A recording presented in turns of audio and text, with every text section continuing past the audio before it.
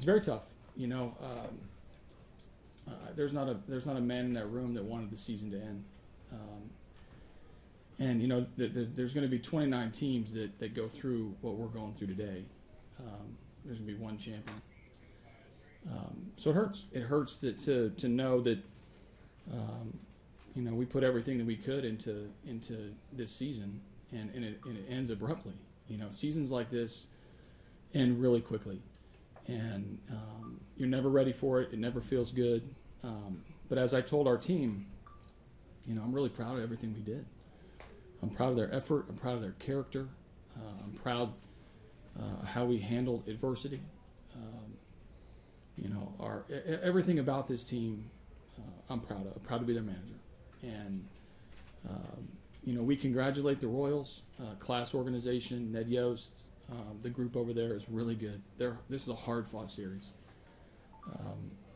And we accomplished a lot getting into this series. We accomplished a lot in this series.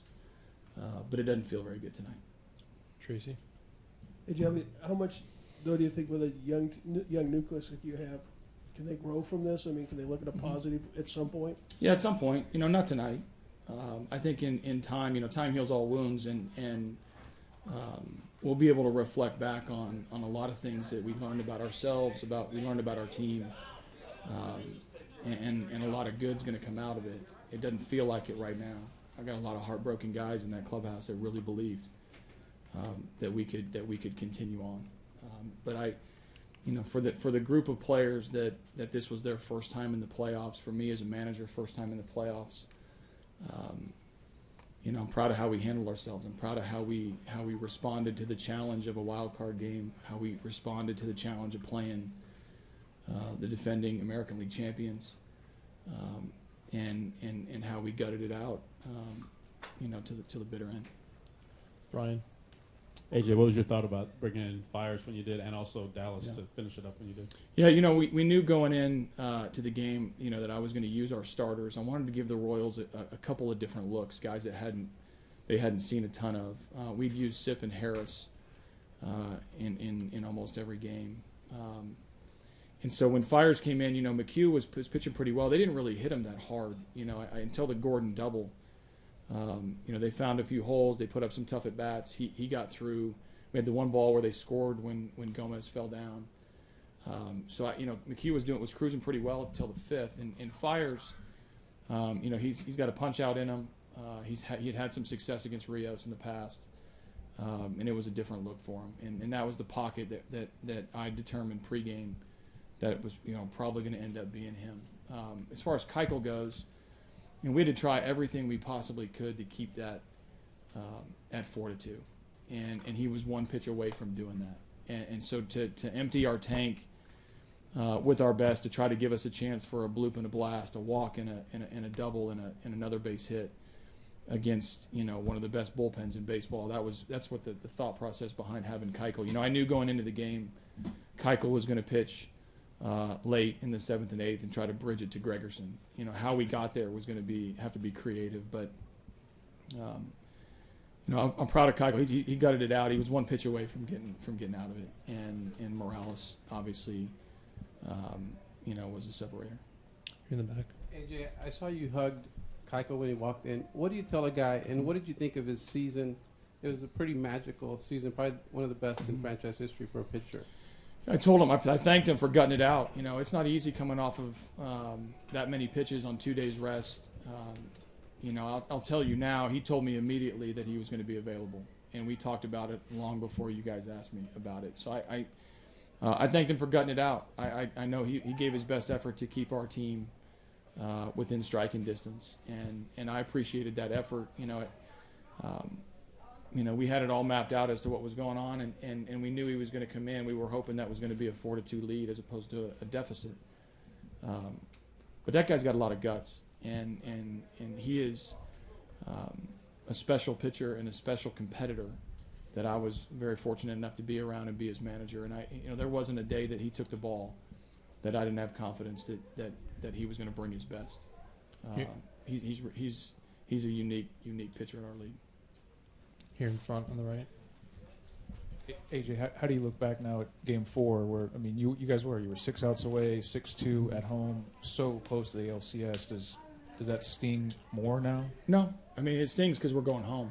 We had Game 5 and in Game 4. I'll reflect back on, Game 2. That's what you do in a 5-game series against one of the best teams in baseball. But now's not the time for that. I got an entire offseason to go over a lot of different scenarios and a lot of different things. And eventually, the bottom line is you got to play 27 outs against good teams. And this series proved that. It proved it the other way for them as well, as we put together some pretty good games. This is a very, very hard-fought season-ending series. And so to cherry-pick Game 4 or Game 2 or parts of Game 1 and 3, now's not the time. Here in the middle. What was the biggest difference you saw for Johnny Cueto between games 2 and 5? So tonight was Cueto's night. We didn't get a base runner after the second, right? Is that by my book? He had the strike little cutter slider thing that he throws. He threw a couple good changeups. I thought the crowd got behind him, and he pitches with emotion. He rose to the occasion. This was his night. He had a good fastball tonight. Got it, crept into the mid-90s. The good version of Johnny Cueto is really tough. And when he gets strike one with that little cutter against righties, the changeup against lefties, he had some finished fastballs, and he was around the plate enough to where we had to be aggressive, and he got some early count outs and stayed in the game. But hats off to him. He pitched a great game. And really, other than Valbuena homer after Gaddis's infield single, we didn't scratch much across for him. Take one more in the back, standing up.